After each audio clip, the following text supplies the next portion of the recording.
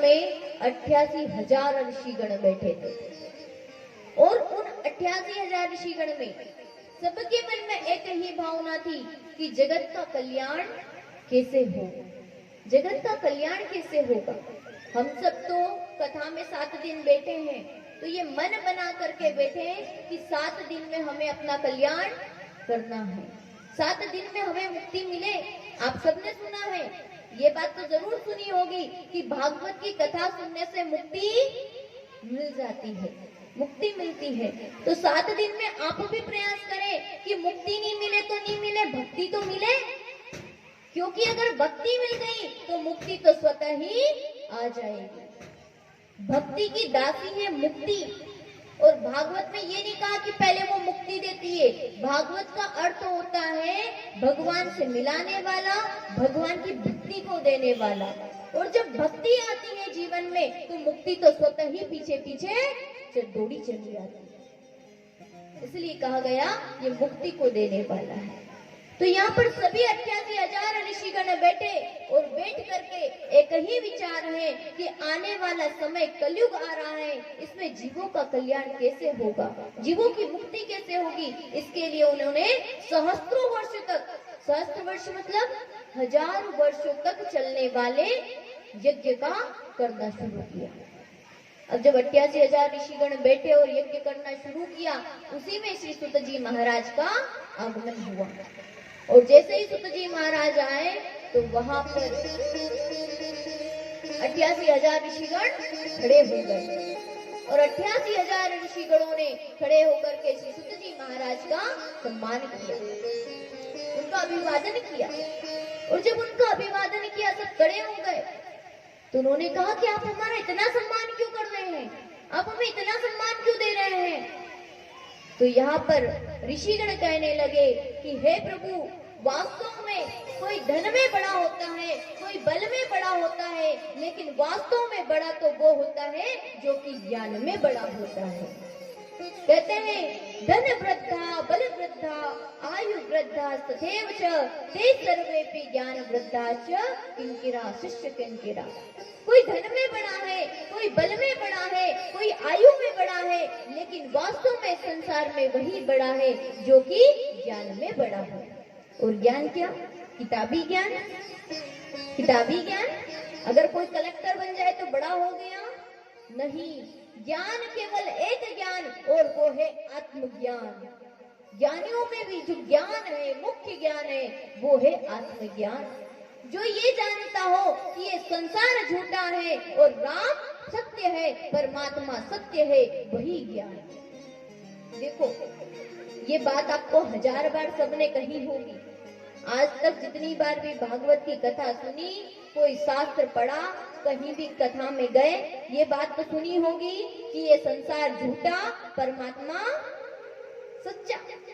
ये बात हमेशा सुनते हो, लेकिन ये बात हमारे अंदर नहीं बैठती, क्योंकि अंदर आई नहीं है। परेशानी यही है। तो जिसके अंदर ये बात बैठ जाए कि परमात्मा सत्य है और ये संसार असत्य है, यही तो ज्ञान है। बस इतनी सी बात को हृदय में बैठाना है। और ये बिना गुरु की कृपा के बैठती ही नहीं है। कितना ही प्रयास कर लो, हमारे प्रयास से ये नहीं बैठती। जब भगवान की हम नित्य नित्य अर्चना करते हैं, नित्य नित्य पूजा करते हैं, तो वो जीवन में गुरु को भेजते हैं। और फिर जब गुरु की और भगवान की कृपा होती है, तब जाकर के आत्मज्ञान की प्राप्ति होती है, तब जाकर के आत्मज्ञान। यहाँ पर ऋषिगण कह रहे हैं कि आप ज्ञान में बड़े हैं, इसलिए सब हाथ जोड़ करके प्रार्थना करने लगे, हे प्रभु। क्या कहा? अज्ञान ध्वांत विवश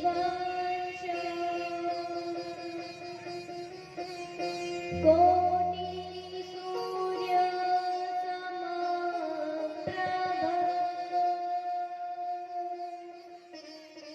सुताख्यायि कथा सारं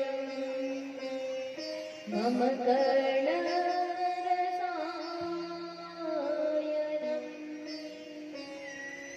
हे प्रभु, हे सुत जी महाराज, आप अज्ञान ध्वांत विध्वंस, आप अज्ञान को नष्ट करने वाले हैं।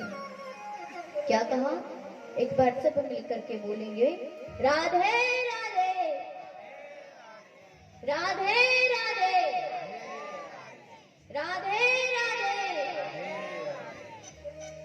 क्या प्रश्न किया?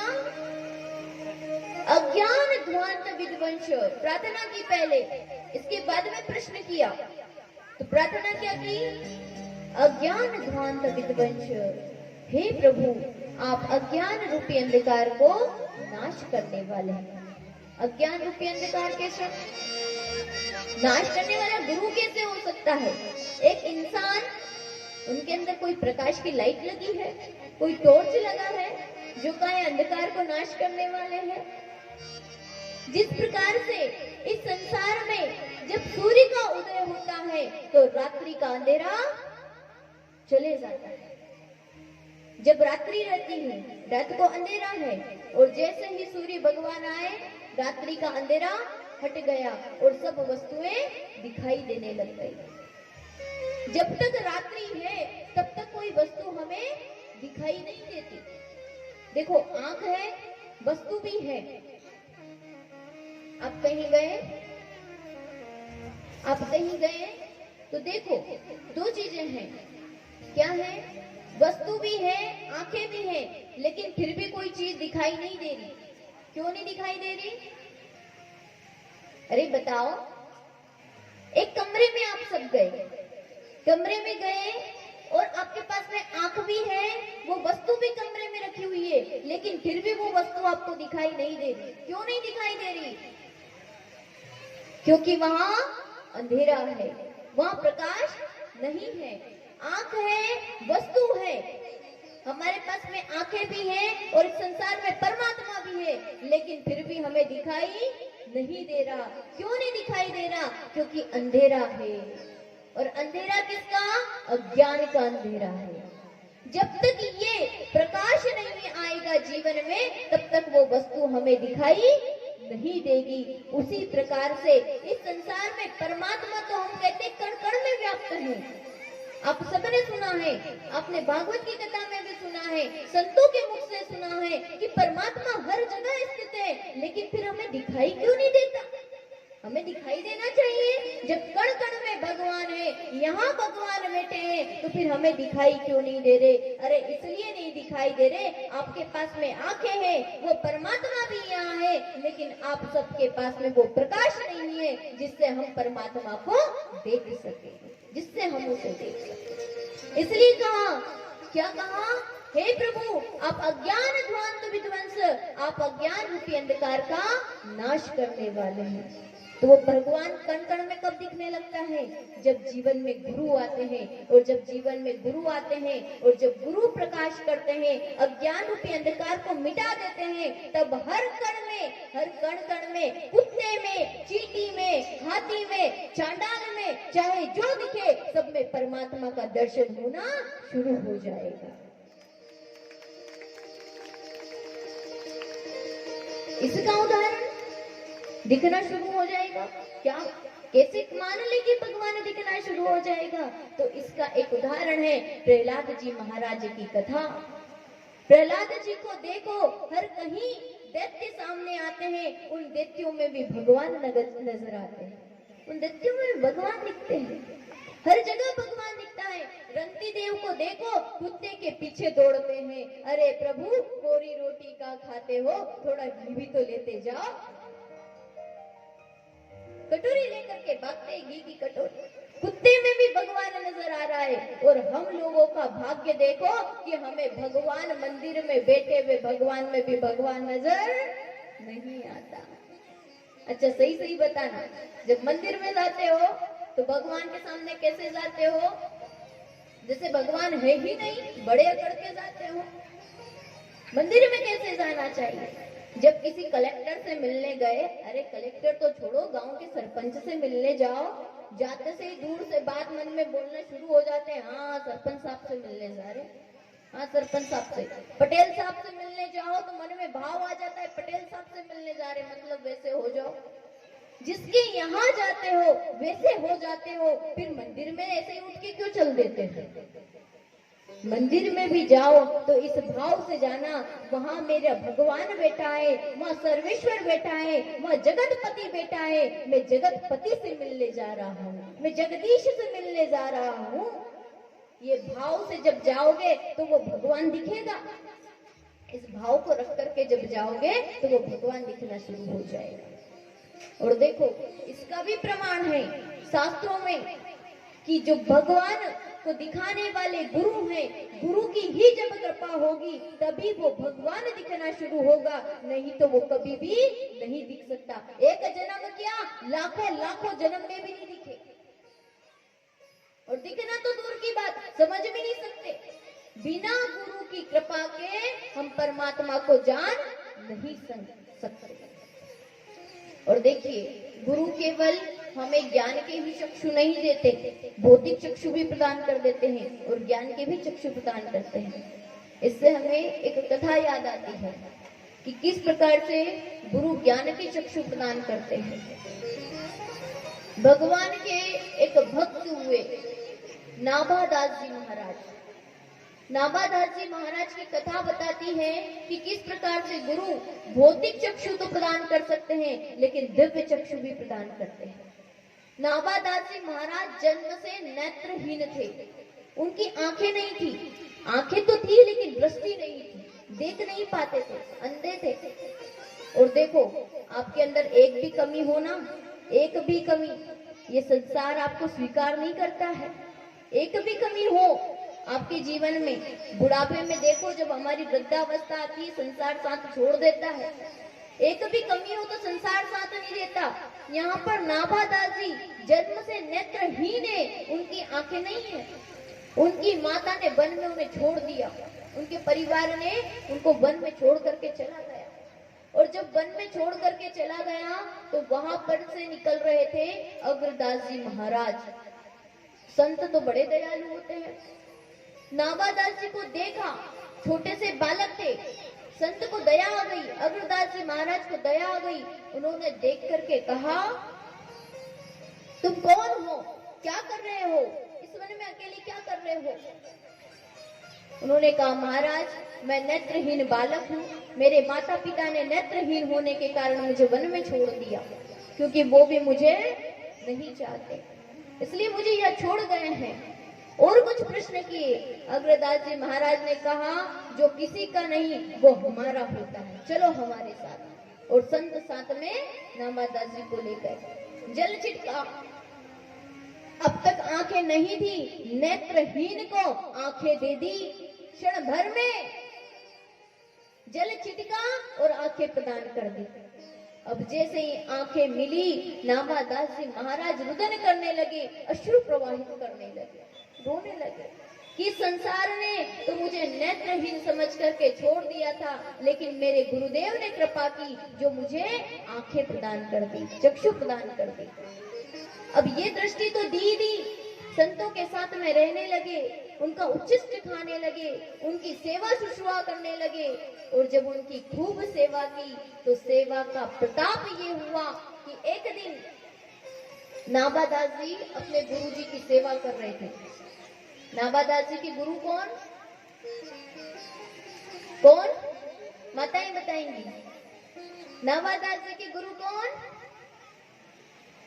अच्छा, वहां से आवाज आएगी। नाभादास जी के गुरु कौन? अगर जानना है, कथा श्रवण समझ में आ रही कि नहीं आ रही? श्रवण कर पा रहे हैं? अच्छा, ये बताइए कथा कहाँ चल रही थी?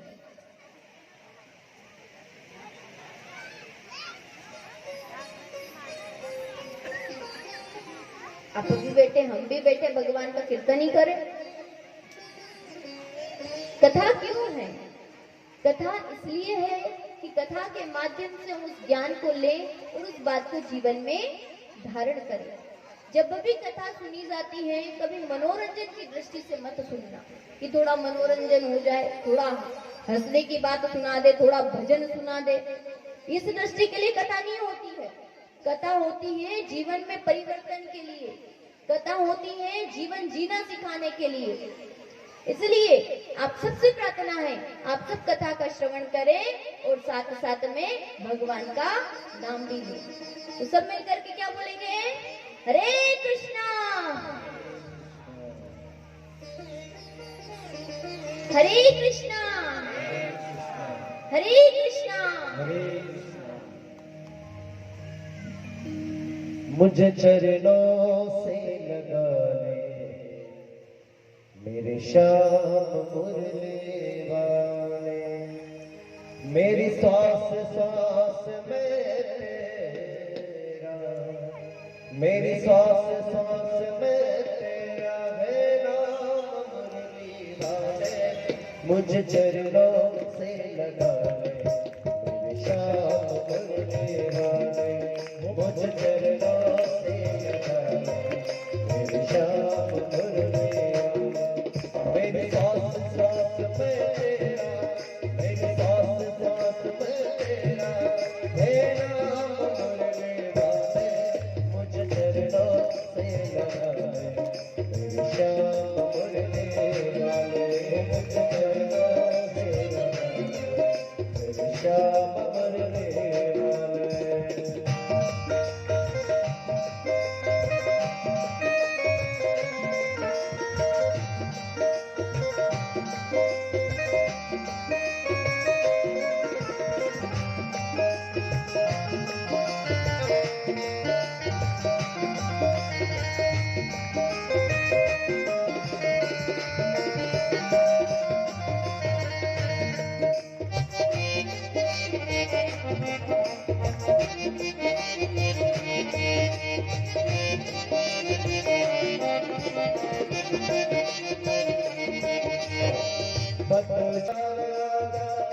सुन ले पुकार गाना, बस एक बार आजा। सुन ले पुकार गाना, बस एक बार। बेचैन मन के तुम्हारे, बेचैन मन के तुम्हारे आराम मुरली वाले। मुझे चरणों से लगाए मेरे श्याम मुरली वाले, मुझे चरणों से लगाए मेरे श्याम मुरली वाले। श्रीमती बिहारी लाल की जय। बोलिए कृष्ण कन्हैया लाल की जय। सद्गुरुदेव भगवान की जय। हम सब कथा श्रवण कर रहे थे कि नाभादास जी महाराज अपने गुरु अग्रदास जी महाराज की सेवा कर रहे थे और सेवा करते हुए अग्रदास जी महाराज मानसिक सेवा में मग्न थे। वो श्री रामचंद्र जी की सेवा कर रहे थे और नाभादास जी अपने गुरु की सेवा कर रहे थे। यहाँ पर देखा कि अग्रदास जी महाराज के एक शिष्य ने, जिसका जहाज समुद्र में अटक गया है, भंवर में कहीं फंस गया है, उसने अपने गुरुदेव को याद किया, क्योंकि भंवर में फंस गया जहाज, तो अपने गुरुदेव को याद करने लगा। गुरुदेव गुरुदेव बचाओ प्रभु बचाओ। जैसे ही गुरुदेव को याद किया, गुरुदेव तो यहाँ पर ध्यान में मानसिक सेवा में मग्न थे, अपने राम जी की सेवा कर रहे थे। और जैसे ही गुरुदेव को पता चला, गुरुदेव को झटका सा लगा कि कोई मुझे याद कर रहा है, मेरा शिष्य मुझे याद कर रहा है, मेरा शिष्य मुझे पुकार रहा है। यहाँ पर नाभादास जी ने देखा कि गुरुदेव थोड़े से विचलित हुए हैं, तो नाभादास जी ने भी आंखें बंद करी और नाभादास जी ने आंखें बंद करके देखा तो पता चला कि अग्रदास जी महाराज का शिष्य कोई गुरुदेव को पुकार रहा है, इसलिए गुरुजी की सेवा में ध्यान में विघ्न हो रहा है। तो उन्होंने पंखा, जिस पंखे से अग्रदास जी को झल रहे थे, उसी का थोड़ा सा वेग मारा और वहां जहाज को भंवर में से निकाल दिया। और गुरुदेव से कहने लगे, गुरुदेव आप अपनी सेवा में मग्न रहिए, उस जहाज को पार लगा दिया है। अग्रदास जी ने आंखें खोली, ये कौन बोला? बोले प्रभु आपका दास नाभादास कह रहा हूं, आपकी ही कृपा से मैंने उसे पार लगा दिया है। बोले तेरी इतनी ऊंची स्थिति हो गई? कि तू वहां की स्थिति को, जो समुद्र में जहाज वहां फंसा हुआ है, उसकी स्थिति को देख ले, और स्थिति को देखे तो देखे मेरे ध्यान में भी प्रवेश कर गया, और केवल देखा ही नहीं, जहाज को पार भी लगा दिया। तो बोले गुरुदेव, ये सब कृपा आप संतों की तो हुई है, आप सब संतों की कृपा हुई। तो यहाँ पर अग्रदास जी महाराज भी कहने लगे कि वास्तव में तुमने संतों की सेवा की है, उसका परिणाम तुम्हें प्राप्त हुआ है कि तुम्हें केवल बाहरी चक्षु नहीं, तुम्हें तो ज्ञान चक्षु मिल गए हैं, तुम्हें दिव्य चक्षु मिल गए। इन्हें कहते हैं दिव्य चक्षु। हम सब दृष्टा बनने चाहते हैं, हम सब चाहते हैं ना दूसरे के घर की खबर भी हमें पता चल जाए, सब चाहते हैं ना दूसरे के घर में कुछ हो रहा हो हमें पहले पता चलना चाहिए, हम सब चाहते हैं, लेकिन हम सब भगवान की भक्ति करना नहीं चाहते। यहाँ पर संतों की कृपा प्राप्त हुई और संत की कृपा से उन्हें दिव्य नेत्र प्राप्त हो गए। इसलिए कहा गया अज्ञान ध्वांत विध्वंस कोटि सूर्य समप्रभ। गुरु एक सूर्य की नहीं, गुरु की तुलना किससे की गई है? कोटि सूर्य समप्रभा। गुरु जो सूर्य होता है वो तो क्या करता है? संसार में प्रकाश करता है, लेकिन जो हमारे अंदर के अंधेरे को दूर करे वो तो कोटि करोड़ों करोड़ों सूर्यों के समान है। क्योंकि अगर करोड़ों सूर्य भी लग जाए तो हमारे अंधकार को, अंदर के अंधकार को दूर नहीं कर सकते। और देखो कई वर्षों से, कई जन्मों से संत आते रहे यहाँ पर, और सारे के सारे संत क्यों आते हैं? आप संतों को बुलाते हैं, हर वर्ष प्रतिवर्ष बुलाते हैं, और प्रतिवर्ष बुलाते हैं, बोले क्यों बुलाते हैं? हमारा अज्ञान का अंधकार मिटा दे, इसलिए बुलाते हैं। लेकिन हमारा अंधकार इतना पक्का कि जब तक गुरुजी रहते 7 दिन तब तक तो मिट जाता। वो भी मिट क्यों जाता है? गुरुजी की टॉर्च जलती है, गुरुजी की टॉर्च से भगवान दिखते हैं। गुरुजी चले गए, वापस अंधेरा, वापस अब अंधेरा हो जाता है तो क्या करता है व्यक्ति? क्या करता है? इधर उधर घूमता रहता है, कुछ समझ में नहीं आता, इधर इधर आके आके आंखें बंद करके कभी घूमना, फिर क्या करोगे? केवल टटोले मारोगे। ऐसे ही हम सब अंधकार में, इस संसार में टटोले मारते रहते हैं कि शायद यहाँ सुख, शायद यहाँ सुख, शायद यहाँ सुख। जब तक गुरु का प्रकाश नहीं होगा तब तक इस संसार में घूमते ही रहो चारों दिशाओं। इसलिए गुरुदेव अगर आए तो कहते हैं हर वर्ष गुरुदेव को बुलाते हो, हर वर्ष भागवत की कथा के लिए बुलाते हो, लेकिन जो आपने कथा में सुना, उस कथा श्रवण में जो बात कही गई, किसी भी एक बात को जीवन में धारण कर लेना और उसी को अपने जीवन का लक्ष्य बना लेना। आपका अंदर का अंधकार सदा के लिए मिट जाएगा और सदा सदा के लिए प्रकाशमय हो जाओगे। गुरु की एक बात कल्याण कर सकती है, 1000 बातों की आवश्यकता नहीं है।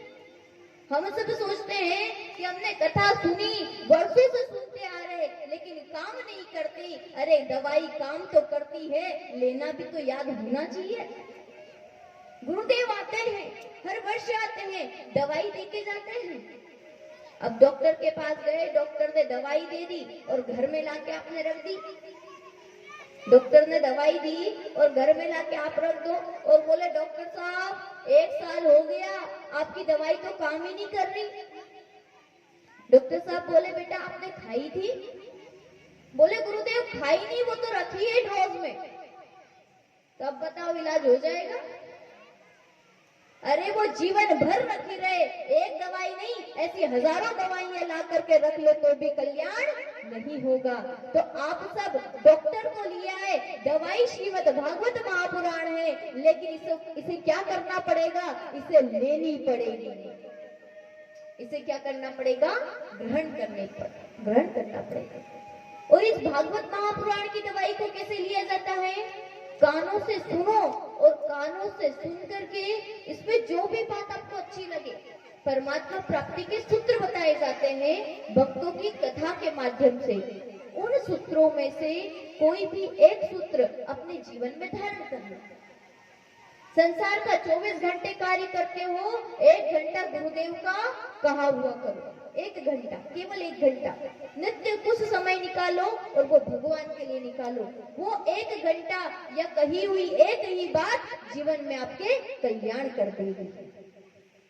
यहाँ पर वाल्मीकि जी के गुरु हुए और वाल्मीकि जी के गुरु ने क्या कहा? क्या कहा? राम राम जपो। बोले राम राम नहीं जप सकता, बोले राम राम नहीं जप सकता, एक काम कर मरा मरा जप। राम राम नहीं जप सकते हो तो मरा मरा जपो। मरा मरा जपा, मरा मरा जपते जपते क्या हो गया? राम राम हो गया। और आप सब जानते हैं उल्टा नाम जपत जग जाना, वाल्मीकि भयऊ ब्रह्म समाना। ब्रह्म के समान हो गए। तो उल्टा नाम जपते जपते हो गए तो आप सबको तो सीधा नाम बोलना आता होगा, सीधा नाम बोल पाते हैं ना भगवान का। तो फिर और क्या चाहिए? जब उल्टा नाम जप करके कोई गुरु की आज्ञा से ब्रह्म के समान हो सकता है तो आप सब तो सीधा नाम जप सकते हो। कैसे जपते हैं जरा बताइए? हरे कृष्णा हरे कृष्णा हरे कृष्णा।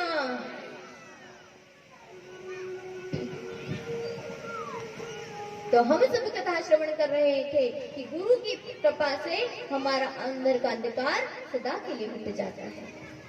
आगे कथा कही, अज्ञान ध्वांत विद्वंश कोटि सूर्य समप्रभा सुताख्यायी कथा सारम मम कर्ण रसायन। यहाँ पर क्या कहा कि आप हमें कथा का सार सुनाइए। क्या कहा? कथा का सार सुनाइए। अब देखो कथा तो बहुत सारी है। सत्यनारायण भगवान की कथा, शुक्रवार की कथा, गुरुवार की कथा, सोमवार की कथा, मंगलवार की कथा, राम कथा, ये कथा वो कथा, खूब सारी कथा। लेकिन यहाँ पर क्या कहा? हे प्रभु आप हमें कथा मत सुनाओ, कथाओं का सार सुनाओ। क्यों? कथा का सार क्यों? क्योंकि हम सब हैं कलयुगी जीव और कलयुगी जीव के पास पहली बात तो समय ही नहीं, और समय के साथ साथ क्या समय है भी तो उम्र कम है। 100 वर्ष की तो हमारी उम्र रह गई, 100 वर्ष भी नहीं, 70 वर्ष। अभी जो आने वाली पीढ़ी है 70-80 वर्ष से आगे नहीं जाने वाली। तो 70-80 वर्ष, उसमें से भी आधे 40 वर्ष तो हमारे निकल गए सोने में। अब 40 वर्ष बचे। अब बताओ 40 वर्ष में क्या करोगे? और बच्चा 5 वर्ष का होता नहीं है, 3 वर्ष के बच्चे को स्कूल में भेज दिया जाता है। और पढ़ाई कब तक करता है? 25-30 साल तक तो पढ़ाई करते हैं, 25 वर्ष तक पढ़ाई करता है। तो इतना समय निकल गया, बचे 15 साल। 15 साल में भक्ति कैसे होगी? इसलिए कहा कि आप हमें बहुत सारी कथा मत सुनाओ, कथाओं का सार सुनाओ, जिससे हमारी भक्ति बढ़े। और जिसमें कथाओं के सार में जैसे बहुत सारी बातें मत बताओ, कोई एक ऐसी बात बता दो जिससे जीव का कल्याण हो जाए। तो इस श्रीमद् भागवत महापुराण में सभी वेदों का, सारे उपनिषदों का, सारे ग्रंथों का, सारे शास्त्रों का सार श्री महर्षि वेद व्यास जी ने दे दिया। इसलिए यहाँ पर सुत जी महाराज क्या सुनाने लगे? श्रीमद् भागवत महापुराण की कथा श्रवण कराने लगे। और उन्होंने भी कहा कि हे ऋषियों, मैं आप सबको श्रीमद् भागवत महापुराण की कथा सुनाऊंगा, लेकिन उसके पहले आप सब श्रीमद् भागवत महापुराण का महात्म समझो। और देखिए, श्रीमद् भागवत महापुराण के महात्म को सुनाने की जरूरत ही नहीं है, क्योंकि आप सब जानते हो जब राजा परीक्षित को श्राप लगा और राजा परीक्षित गंगा जी के तट पर बैठे हुए थे, गंगा जी के तट पर बैठे और आसमान से देवता आकाश मार्ग से आए और आकाश मार्ग से देवता अमृत का कलश लेकर के आए। और सुखदेव जी महाराज से क्या कहने लगे? सुखदेव जी महाराज से प्रार्थना की, एवं विनिमय जाते सुधारा क्या प्रपीडया प्रपश्यामो वयं सर्वे श्रीमद्भागवतामृतम्।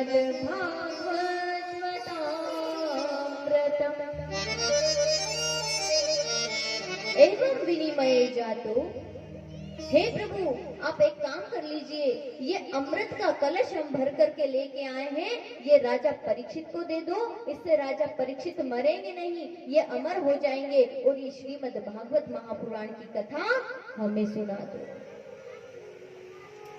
तब सुखदेव जी महाराज कहते हैं कि चलो देवता आए तो अमृत का कलश लेकर के आए तो चलो बैठ करके कथा देवता भी सुन लेंगे राजा परीक्षित के साथ में।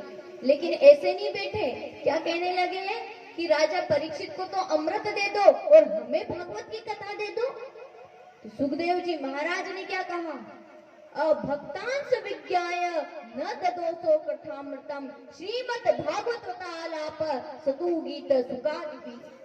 ये आप लोगों के लिए नहीं है, उनको अभक्त समझा, क्योंकि श्रीमद् भागवत महापुराण का अधिकारी केवल एक भक्त ही हो सकता है जो भगवान का भक्त हो, अभिमानी नहीं हो सकता। और देवता किस बात में आए थे, अभिमान में आए थे कि हमारे पास में अमृत का भरा हुआ कलश है, आप अमृत ले लो और भागवत दे दो। अरे किसी चीज से भागवत की कल्पना की जा सकती है, अरे स्वर्ग का अमृत भी इस भागवत कथा अमृत के आगे तुच्छ है और तुच्छ है, वो भी नहीं लगता इसके आगे।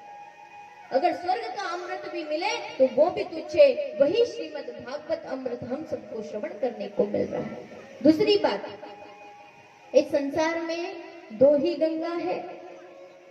अगर गंगा तारती तो राजा परीक्षित, केवल गंगा जी से आपका कल्याण हो सकता, तो राजा परीक्षित को जब 7 दिन का अभिशाप मिला तो वो गंगा जी के तट पर ही जाकर बैठे थे, गंगा जी के तट पर जाकर विराजित हो गए, बैठ गए। अब गंगा जी से कहे कि मुक्ति दे दो। दो गंगा है इस संसार में, एक तो है भगीरथी गंगा और एक है श्रीमद् भागवत महापुराण ज्ञान गंगा। दो ही गंगा है ना। यहाँ पर भी गंगा लगाते हो तो इनके आगे गंगा क्यों लगाते हो, अगर केवल वही गंगा होती। और इन दोनों गंगाओं में अंतर जानना, एक गंगा है वहां तो आपको जाना पड़ता है, भगीरथी गंगा में स्नान करने के लिए जाना पड़ता है, पहले तो पैसा लगाओ, समय लगाओ, वहां जाओ, स्नान करो। और स्नान करने से क्या होता है, गंगा जी में स्नान करने से क्या होता है, गंगा जी में स्नान करने जाते हैं, कहते हैं हमारे सारे पाप धुल गए, सारे पाप धुल जाते हैं गंगा जी में स्नान कर लेने से। अब आप सबके सब गए गंगा जी, चलो गंगा जी लेके चलते हैं आपको, बोली गंगा महारानी की। अब आप सब आंखें बंद करके गंगा जी में डुबकी लगाना, सब आंखें बंद करके डुबकी लगाएंगे। नर्मदे हर, गंगे, डुबकी लगाना है तो हर बोलना पड़ेगा, जब हर बोलोगे तो डुबकी लगेगी। नर्मदे गंगे, गंगा मैया की, गंगा मैया की, गंगा मैया की, लगाई डुबकी। देखो कहते हैं ना, व्यक्ति वहां होता है जहां उसका मन होता है। अब अगर गंगा जी लेके जाओ तो गंगा जी पहुंच जाते हैं क्षण भर में। तो वो जो गंगा मैया है उसमें जब आप डुबकी लगाते हो तो क्या होता है, आपके पापों का शमन होता है, आपके पाप खत्म होते हैं। लेकिन वापस यहाँ आए, वहां डुबकी लगा ली, वहां गए, वहां डुबकी लगाई और वहां से डुबकी लगा के वापस घर आए। अब क्या गारंटी कि आप वापस पाप नहीं करोगे, और कब मौत आ जाए इसका भी कोई पता नहीं। तो देखो गंगा में डुबकी लगाना तो ऐसा हुआ जैसे हाथी जलाशय में जाए, स्नान करे और स्नान करके वापस बाहर निकले और रेत की धूली में जाए और सूंड में भरे और वापस डाले। अब बताओ, जलाशय में हाथी का स्नान करना कोई काम का रहा, किसी काम का? अगर आपने स्नान किया और आप बाहर जाओ और उधर से कोई ट्रैक्टर लेके आया और सारा धूल आप ही के ऊपर उड़ा दिया, तो आप वापस गंदे हो गए, वापस वैसे के वैसे हो गए। इसी प्रकार से आप गंगा जी में स्नान करने गए और स्नान करके जब गंगा माता में स्नान करके उधर से आए तो आपने क्या किया, इस संसार में आकर के वापस पाप कर्म करना शुरू कर दिया। वहां तो सब पाप खत्म करके आए, वहां सब पाप खत्म हो गया, सब पाप भूल गया था, लेकिन यहाँ वापस आए और वापस पाप करने लग गए। हमारी कोई गारंटी थोड़ी कि हम वापस पाप नहीं करेंगे, हम सब जीव एक जैसे, हमारी कोई गारंटी नहीं है कि हम पाप नहीं करेंगे। जब इस संसार में आए और इस संसार में आकर के वापस पाप किए, मतलब वापस गंदे हो गए। तो अब बताओ, अब शुद्ध कौन करे? और मौत कब आ जाए इसका कोई ठिकाना ही नहीं है। अब तो नई नई बीमारियां चली, उसमें युवा भी कब चले जाते हैं पता ही नहीं चलता। 20 साल का जाएगा, 25 का जाएगा, 30 का जाएगा कि 80 का जाएगा, कोई आगे पीछे का कांटा ही नहीं रहा। पहले तो निश्चित होता था कि भाई 70-80 का है तो वही पहले जाएंगे, लेकिन अब तो युवा भी जाने लगे हैं। तो यहाँ पर मौत कब आ जाए उसका कोई ठिकाना नहीं। तो पापों से व्यक्ति कैसे बचे? तो यहाँ पर है श्रीमद् भागवत ज्ञान गंगा, जो कि आपको जाना नहीं पड़ता, खुद आपके गांव में चल करके आती है। और आती भी है तो कैसी आती है? आपके पापों को, पुराने पापों को तो धोती ही धोती है, आगे इस बात की गारंटी दे करके जाती है कि आगे आप पाप कर्म नहीं करोगे, आगे आपके द्वारा पाप कर्म। देखो, भागवत के द्वारा तो शिक्षा दी जाती है, भागवत के द्वारा बताया जाता है क्या कर्म करने योग्य है और क्या नहीं करने योग्य है, ये बताया जाता है। पाप की गारंटी दी जाती है कि आगे आने वाले समय में आप पाप कर्म नहीं करोगे, और पाप कर्म करोगे भी तो उसका चलता फिरता उपाय बताया कर जाया जाता है कि इसके बाद में आप पाप करो भी तो उसका पाप आपको लगे नहीं, उस पाप से प्रभावित न हो, ऐसे उपाय बताए जाते हैं। लेकिन बात ये कि सुने कौन? कथा हम केवल 7 दिन में बैठ जाएं कथा मंडप में, इसी से हमें मुक्ति हो जाए, हम कुछ करना ही नहीं चाहते। तो यहाँ पर श्रीमद् भागवत महापुराण की कथा उन्होंने श्रवण कराना प्रारंभ किया और उसमें भी उसका महत्व श्रवण कराया। तो अब तो आप सब जान ही गए होंगे कि भागवत का महत्व कितना है, उस गंगा से भी अधिक है, स्वर्ग के अमृत से भी अधिक है। इसलिए इसका महत्व जानो और 7 दिन तक इसको अनुष्ठान की भांति करो। यहाँ पर कथा बताते हुए कहते हैं कि भागवत की कथा से, जिस क्षण हम भागवत की कथा श्रवण करने के लिए बैठते हैं और सोचते हैं कि हम भागवत की कथा श्रवण करेंगे और इससे हमें भक्ति मिलेगी, उसी क्षण हमारे हृदय में भगवान आकर के विराजित हो जाते हैं। भगवान खुद कहते हैं कि जो कोई भक्त मेरी कथा श्रवण करने के लिए बैठता है उसके हृदय में मैं विराजित हो जाता हूँ, और जब वो परमात्मा विराजित हो गया तो चहु और आनंद ही आनंद है। यहाँ पर एक बार कथा आती है कि एक बार संत नारद जो है पृथ्वी लोक पर भ्रमण करने के लिए, संत भी घूमते रहते हैं, भगवान भी घूमते रहते हैं, देवता भी घूमते रहते हैं, उनके पार्षद भी घूमते रहते हैं, सब घूमते रहते हैं इस पृथ्वी लोक पर। तो नारद जी एक बार घूमने के लिए आए, और नारद जी जब इस धरती पर घूमने के लिए आए तो क्या देखा? क्या देखा? यही देखा जो चल रहा है। क्या देखेंगे? यहाँ पर नारद जी कहते हैं अहम तो पृथ्वीं यातो ज्ञात्वा सर्वोत्तमामिति पुष्करं च प्रयागं च काशीं गोदावरी तथा। अहम तुम पृथ्वी या तो, मैं पृथ्वी पे आया, और क्यों आया पृथ्वी पर? ज्ञात्वा सर्वोत्तमामिति, मैंने इसको सबसे श्रेष्ठ समझा, सबसे अच्छा समझा, और सबसे अच्छा समझ करके जब इस धरती पे आया तो क्या हुआ? पुष्करम च प्रयागम च। कहाँ गए नारद जी? यहाँ आए और कहाँ गए? पुष्कर गए, प्रयागराज गए, काशी गए, रामेश्वर गए, सेतु बंद गए, जितने भी तीर्थ थे सब तीर्थ स्थानों पर गए। लेकिन आप खुद देखो, आज तीर्थ स्थान वैसे रह गए जैसे होने चाहिए। तीर्थ स्थानों की स्थिति खराब हो गई। बोलते ऋषियों संतों को तो देखा, लेकिन सब पाखंडी मिले, सब कहते हैं कुछ और है और करते कुछ और है।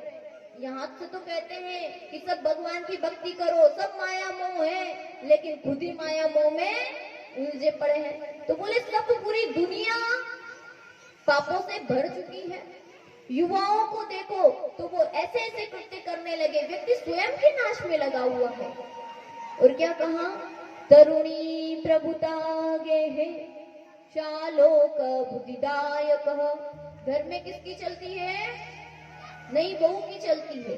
घर में किसकी चलना चाहिए? वृद्धजनों के चलना चाहिए, बड़े बुजुर्गों के चलना चाहिए, लेकिन यहाँ पर कहा तरुणी प्रभुता आगे है। घर में किसकी चलती है? तरुणी की चलती है। तो सुत जी महाराज से सोनकादिक ऋषि कहने लगे, महाराज घर में अगर तरुणी की चलती तो क्या बुरी बात है? अरे बुरी बात ये नहीं है कि उसकी चलती है, बुरी बात ये है शालाक को बुद्धिदायक। बुद्धि घर में अगर कोई काम बांटना हो, कोई नया काम करना हो तो साले साहब को बुलाया जाता है, और साले साहब का तो पुराना रिकॉर्ड ही खराब है। आप सब जानते हैं मामा शकुनी को क्या करते हैं, पूरा उनका रिकॉर्ड ही खराब है, और फिर भी हर काम में उनको बुलाया जाता है। और देखिए, ध्यान दीजिए, अगर आपका घर का कोई भी कार्य चल रहा हो, घर में कोई भी निर्णय लिया जा रहा हो, तो कहा जाता है कि अगर बाहर के व्यक्ति की बातें आपने सुनना शुरू किया तो आपका काम कभी बन ही नहीं सकता, कभी नहीं बन सकता। क्यों?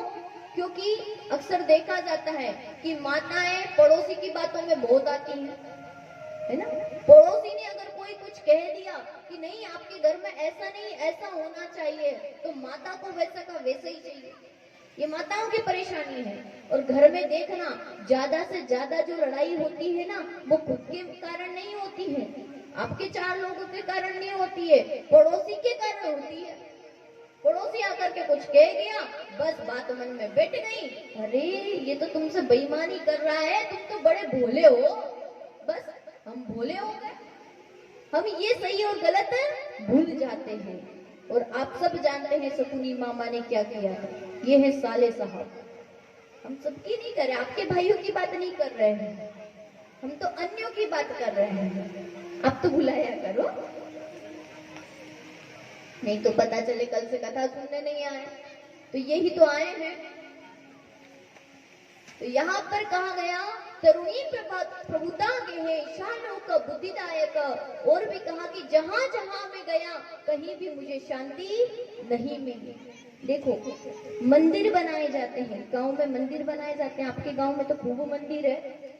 तो ये पता है मंदिर क्यों बनाए जाते हैं? मंदिर बनाए जाते हैं ताकि व्यक्ति वहां पर जब परेशानी में हो, जब कठिनाई में हो, जब उसको कुछ समझ में नहीं आ रहा हो, तो वहां पर जाकर के प्रभु की भक्ति कर सके, भगवान का भजन कर सके, संसार से कुछ समय निकाल करके थोड़ी देर भगवान के सामने बैठे और आत्म शांति को अनुभव करे। इसलिए मंदिर बनाए जाते हैं। तो मंदिरों में जाए, लेकिन बोले मैं सारे मंदिरों में गया लेकिन वहां पर शांति नहीं मिली। आप अभी तीर्थों में मंदिरों में जाओ, शांति मिलेगी, भगवान मिलेंगे कि क्या धक्का मिलेगा? न तो वहाँ पे शांति है, न वहाँ भगवान है, न वहाँ भक्ति है, वहाँ पे केवल क्या मिलता है? धक्का। और धक्के के साथ साथ एक और चीज, इतना रुपया चढ़ाओ अभी संकल्प लो, यही चीज रह गई। तो उन्होंने कहा जहां भी मैं गया वहां पर केवल अशांति ही अशांति है, पूरा अशांति फैली हुई है। और अंत समय में जब मैं सब दूर घूम लिया, सारे तीर्थों में घूम लिया, फिर मैंने सोचा कि चलो भगवान के श्रीधाम वृंदावन चलते हैं। शायद श्रीधाम वृंदावन में क्या होगा, वहां तो कुछ होगा, वहां शांति मिलेगी। तो वहां जाकर के देखा, यमुना के पावन किनारे पर गया जहां पर भगवान ने लीलाएं की थी। जब उस स्थान पर जाकर के देखा तो वहां पर एक स्त्री बैठी हुई है और उस स्त्री के पास में दो पुरुष बैठे हुए हैं। और उस स्त्री ने मुझे दूर से ही देख के नारद जी को पुकारा। नारद जी उसके पास में गए। नारद जी जब उस स्त्री के पास में गए तो पूछने लगे, हे देवी आप कौन हैं? और ये दो वृद्ध पुरुष आपके पास में पड़े हुए हैं, ये कौन है? और आपकी ये सेवा करती हुई ये स्त्रियां कौन है? तो वो स्त्री कहने लगी, अहम भक्ति रति ख्याता इमो में तनयो मता ज्ञान वैराग्य नामिनो काल योगे न जर्जरो। मेरा नाम भक्ति है, अहम भक्ति रति ख्याता, मेरा नाम भक्ति है। और मेरे साथ में ये जो दो लड़के दिखाई दे रहे हैं, ये जो दो वृद्ध पुरुष दिखाई दे रहे हैं, ये मेरे पुत्र हैं। अब देखो, भक्ति माता तो जवान और उनके दोनों पुत्र कैसे हैं? ज्ञान और वैराग्य वृद्ध पड़े हुए हैं। और क्या कहा, अहम भक्ति रति ख्यातो, और ये दोनों पुत्र हैं ज्ञान और वैराग्य, और ये दोनों किसके कारण से? काल के कारण से, इस कली काल के कारण से क्या हो गए हैं? जर्जर हो गए हैं, वृद्ध हो गए हैं। देखो कलयुग में भक्ति तो है, वृंदावन में जाओ तो क्या है, हर जगह भक्ति है ना वहां पर कण कण में। और भक्ति क्यों है वहां? क्योंकि हर जगह वहां पर क्या चलता है? भगवान का नाम चलता है। आइए हम सब मानसिक रूप से श्री धाम वृंदावन में प्रवेश करते हैं, और जिसको भी वृंदावन में प्रवेश करना है भजन में क्या करना पड़ेगा? भाग लेना पड़ेगा। भजन के माध्यम से हम सब वृंदावन में प्रवेश करेंगे। हो राधे राधे गाएंगे, श्याम श्याम गाएंगे। आइए तो भाव से मन से वृंदावन चलते हैं। ताली सेवा देते हुए, ऐसे नहीं बिल्कुल ताली सेवा देते हुए। वो बने चले रे वृंदावन धाम, राधे राधे गाएंगे। आइए तो भाव से चलते हैं। वो बने चले रे वृंदावन धाम, राधे राधे गाएंगे। चले रे वृंदावन धाम, राधे राधे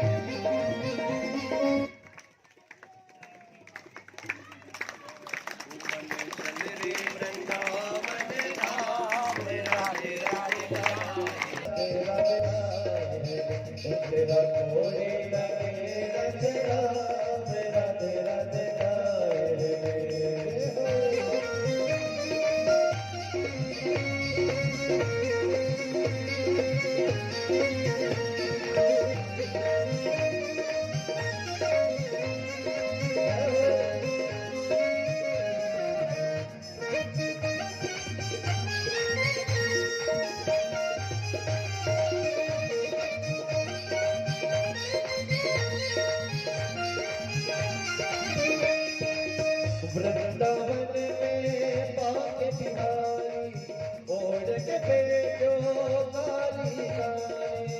वृंदावन में बाके बिहारी, ओढ़ के भेजो कावल काली। ओढ़ के भेजो कावल काली, ओढ़ के भेजो कावल काली। तुझे वही मिले विश्राम, तुझे वही मिले विश्राम, मेरा तेरा गाए। चले वृंदावन धाम, मेरा तेरा गाए। राधे राधे गाएंगे, श्यामा श्यामा गाएंगे, राधे राधे गाएंगे, राधे राधे गाएंगे। वो बन चले वृंदावन धाम, मेरा तेरा गाए। चले वृंदावन धाम, राधे राधे गाए।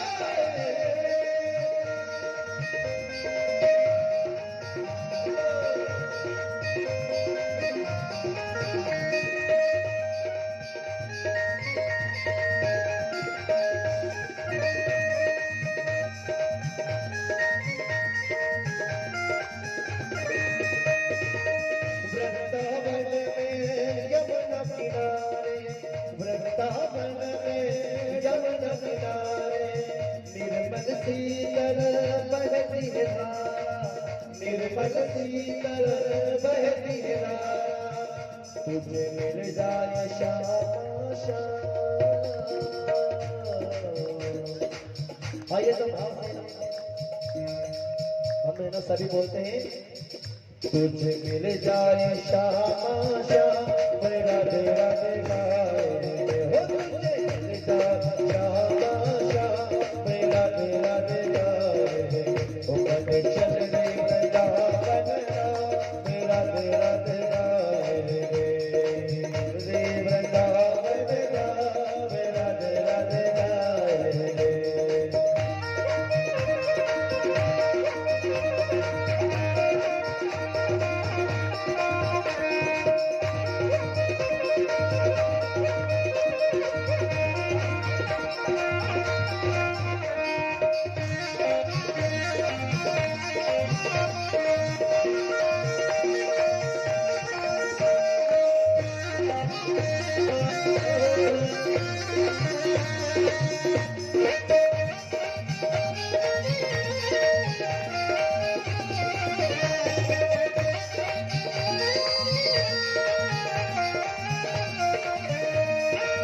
निधि बन की शोभा ने आई, निधि बन की है शोभा नारी, बड़ी दास जो मांगे बिहारी, बड़ी दास जो मांगे बिहारी, तेरे बन जाए बिगड़ेगा, वो तेरे बन जाए बिगड़ेगा मेरा तेरा गाए, वो तेरे बन जाए बिगड़ेगा मेरा तेरा गाए। ओ मन चल रे, ओ मन चल रे, ओ मन चल रे